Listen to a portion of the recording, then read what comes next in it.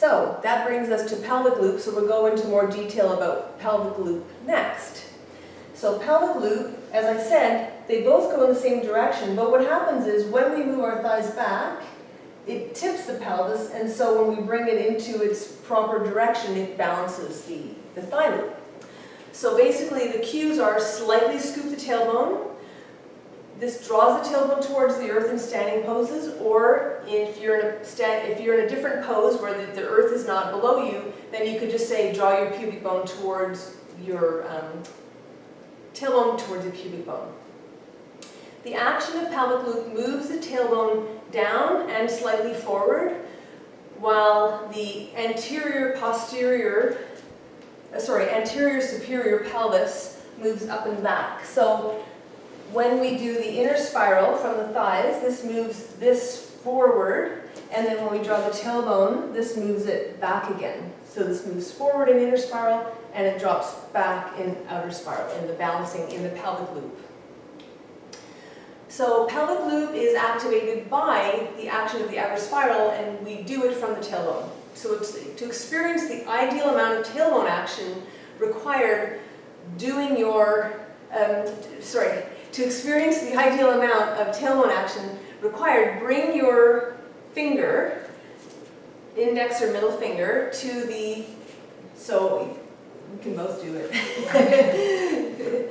So you find your tailbone, go right up in between your buttocks, and then go through the action. So we lift the toes, we squeeze into the midline, we're grounding our four corners of our feet, and then we move the thighs in, back, and apart, balancing them on the plumb line, and now you're going to feel like your pelvis is tipped forward and your back is arched, and then press your finger down as you press your finger up as you press your tailbone down. And so you'll notice right away your low belly tones, and the action of the tailbone is actually really quite subtle. So there's a subtlety there because the deeper pelvic floor muscles are activated, and the lower abdomen tones with very little movement of the actual pelvis. So just to kind of a little side note, we don't want, when we move our thighs back and then when we scoop our tailbone, we don't want like this much action. You know, we don't want to undo all of this. It's a very subtle action to bring the pelvis back into neutral. And so we're not using, clenching our butt or using the superficial muscles. It's the deeper muscles that are going to be more effective. And that finger action really helps us to see that. So after the previous action of inner spiral, creating the thighs back, we draw the tailbone down, and this brings the pelvis into neutral. This lengthens the lumbar spine because this inner spiral deepens the curve, and this lengthens it out. During the inner spiral, doing the inner spiral prior to the outer spiral creates the space for the tailbone. It widens the pelvic floor. And the pelvic loop provides the grounding and the stability and anchors the spine towards the earth. We may have heard the generic cue of tuck your tailbone. However, I've heard this many years in my fitness years, many times over and over. We would just be standing and then the cue would come, tuck your tailbone. However, if I'm just standing naturally with my thighs forward and I'm just relaxed, and then I tuck my tailbone, see how my thighs end up even more forward, and it's actually misaligning me. It's closing the pelvic floor, and it's clenching the butt cheeks, and the spine flattens. So we need to do the inner spiral first, and then we balance it with the tailbone. So let's practice the pelvic loop again. So we go from the foundation, we lift and spread our toes, make sure the feet are parallel in the proper distance. We ground the four corners, big toe, inner heel, baby toe, outer heel. When I say toe, I mean the ball mound.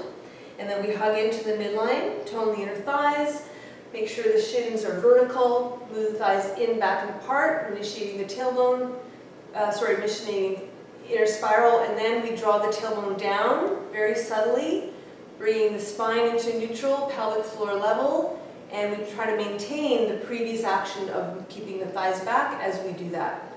And then notice how grounded you feel and how much freedom you have in your pelvic floor while you have everything really balanced on the plumb line. It's pretty amazing. Okay, next we'll talk about the kidney loop. Okay, so let's have Kim turn to the side again. Okay, so the kidney loop, if you kind of drop into an overly arched, like that, so that would be losing our kidney loop. So the kidney loop moves up the back and draws the ribs down the front. So we say, breathe into the kidneys, inhale and maintain the, so as we breathe in, if I push my hand into her, she can push back into me and puff. Yeah, and then as she does that, this comes in, and then we just exhale, maintain that. So breathing into the back body helps to draw the front body with it. And then we maintain that on the exhale.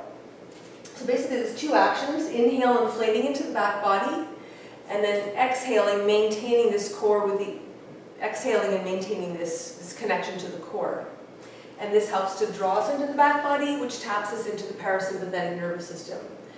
We do not need to increase this action by drawing the navel back towards the spine. It's a nice soft tone as it is, and that's all we need to do. So the action of kidney loop lifts the kidney area in the back body up and back, while the front body is, and the front ribs gently tone towards the back body. In standing, the rib cage and the diaphragm are now vertically stacked over the pelvic floor, and the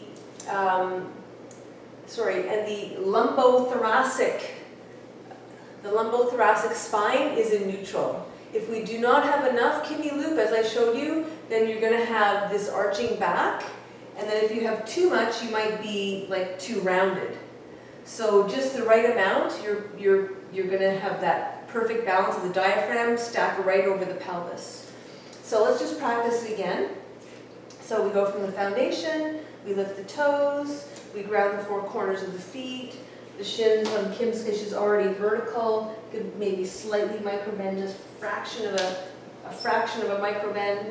Move the thighs, hug the midline, and then widen the thighs as you move them back into that space. Draw your tailbone down, and then breathe into, puff into your back body. And then exhale, soften the ribs down, and maintain that core connection.